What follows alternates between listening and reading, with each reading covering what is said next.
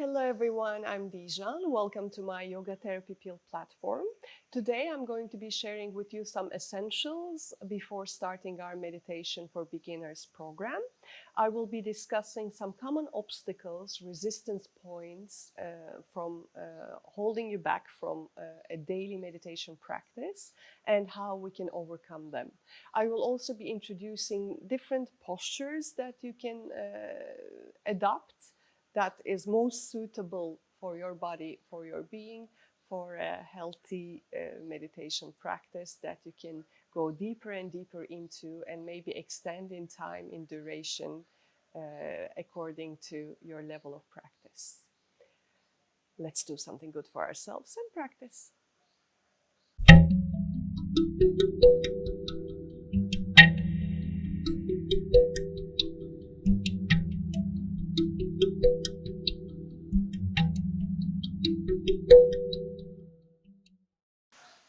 Let's go over some common obstacles, resistance points for beginners to meditation.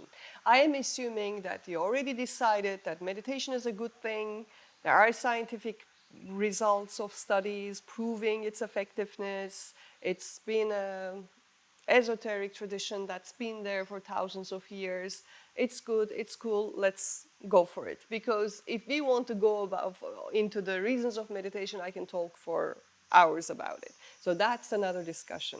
But the common obstacles that are present for practitioners or beginners to practice is one can be, my mind never stops. I am constantly having chatters, conversations. It's a torture for me to try to meditate. Well, that's the human mind. Welcome to my world as well. That's how our mind functions. The very effort that we put into meditation is like building a muscle in our body. It requires some attention at the beginning, some diligence at the beginning, but eventually those muscles get developed. Does the mind chattering stop? Not really, but your reactions to it may stop. And that can lead the way towards achieving, cultivating the state of stillness that we are looking for in meditation. So, my advice to you, my humble suggestion to you, don't take it too serious. Everybody has the same problem. It's not only you. Just keep going. Yeah. And the second common obstacle is, I tried it, it didn't work for me, not my thing. There are so many different forms of meditation. In this program already, I will try to cover several different methods of meditation so that you can get a taste of that particular teaching, that particular lineage, that particular method. And trust me, there are gazillions more than what I can cover in this little program. Plus, once you find the method that really works for you, that really feels like, oh yeah, I can meditate, this one does it for me, there is so much depth into that particular form of meditation that you can cultivate. So it's a very rich world to just give up after one or two trials. Even if you had a retreat in a particular lineage that didn't work for you, that doesn't mean meditation is not your thing. So please keep an open mind. There are meditation practices that you can do in an active way, involving, engaging your body. There are meditation practices that you can do with sound, with kinesthetic sensation, or just the focused attention. So there are many options out there for you. You just need to try and see what works better for you. Having said that, of course, the first trials may be a bit wobbly. That's also fine. Usually we get the thing, we get the gist of it after putting some effort, putting some muscle behind. Another thing about meditation, it relates to a particular religion or belief system. That's also not true. You don't have to follow or believe into any structure in any tradition. These are just techniques, these are just modalities that can be adapted to any setting, any context, basically, because it's about the functioning of the mind. It's a very human experience. And how can we relate to this human experience in a more expanded way?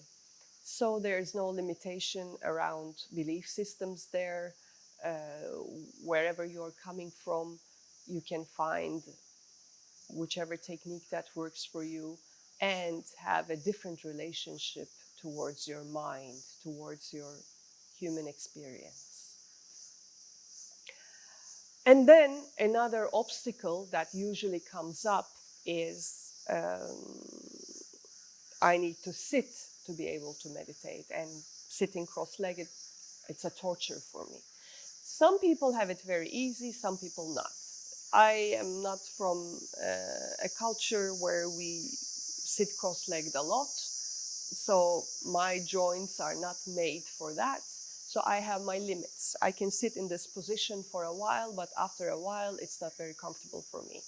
And pushing myself for hours and hours in this position didn't yield good results. I never injured myself through yogic practice, but I did injure myself through forcing myself sitting in meditation in this posture for a very long time. So I'm very mindful around this now.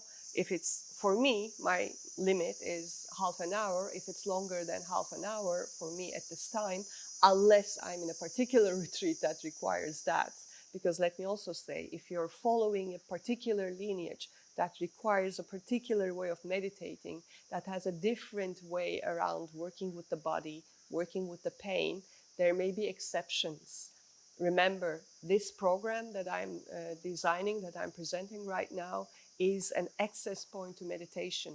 The rabbit hole goes deep, and there are different modalities, there are different structures, there are different forms, the deeper you go. So, but for this level, at this stage, we just need to respect the body at where is it at, basically, meet it where it's at. So one option is sitting cross-legged, as I'm doing right now, and I prefer to use a bolster to lift my hips up so that I do have a little bit of a extension fold there. I don't have to put a lot of effort to stay with my spine straight, because that's an important point, to keep the spine straight. For most of the meditation practices that I will be sharing with you, that's important. There are particular practices where we will be lying down or the body will be more active, but in the thumb rule, in a regular meditation practice, we want to keep the spine straight. That has some energetic value. And also, we don't get drowsy and sleepy.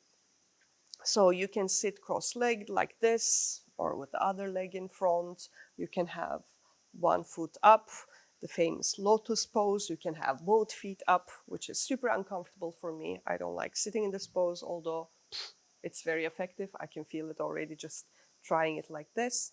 There is this famous pose, Sukhasana, where we have one heel close to the perineum and the other heel on top. So there are many different options of cross-legged position: Siddhasana, the lotus pose, Padmasana, or Sukhasana, this very simple cross-legged pose. Please try them. You can use a pillow underneath or not.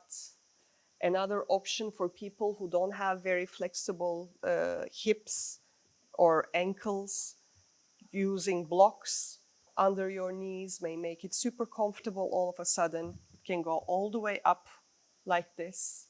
So find a posture that is really easy for you to hold.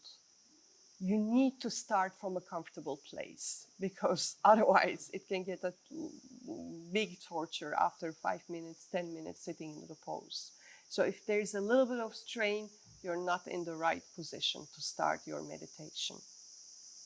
Other postures that you can play with, and I'm not going into hand gestures because I think for the beginner stage they can be just distracting.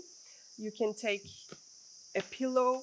Here I have a mat, I don't really need it, but just for demonstration, you can take a square pillow and sit in this more Japanese way, if that's comfortable for you. For me, this is if the cross-legged position is not so comfy for my hip joints, for my knees anymore. It's a position that I like transitioning into, but I also like using props in that to protect my feet. And I put a block, or you can even put two, depending on what you like, and decrease the pressure on my feet this way by sitting on the blocks. And my spine is beautifully straight, aligned, very comfortable. And then the chair option that sometimes people resist to is actually amazing. I get to like it more and more. And here I suggest having blocks as well, or some pillows that you can place under your feet so that you can really sit straight on a chair. And if you have any lower back issues, you can put some pillows, some extra support so that you don't slouch. I mean, it's not like sitting too comfortable, but we want comfort. So you want to put a little pillow behind so that you can sit with your spine straight. So these are some of the options that you can try out for yourself. I suggest to play with them, to sit in them for a while, see which one is comfortable for you, and adopt that one for your meditation practice. So this is my little introduction to the essentials of meditation for beginners. Thank you for connecting with me, and I'm looking forward to share more and more amazing teachings from these beautiful esoteric traditions with you in the coming videos. If you would like to have a peek at the different yoga therapy pills, different short programs that have immense healing effects, please make sure that you subscribe to my channel using the button in the corner. Thank you very much for your attention and connecting with me.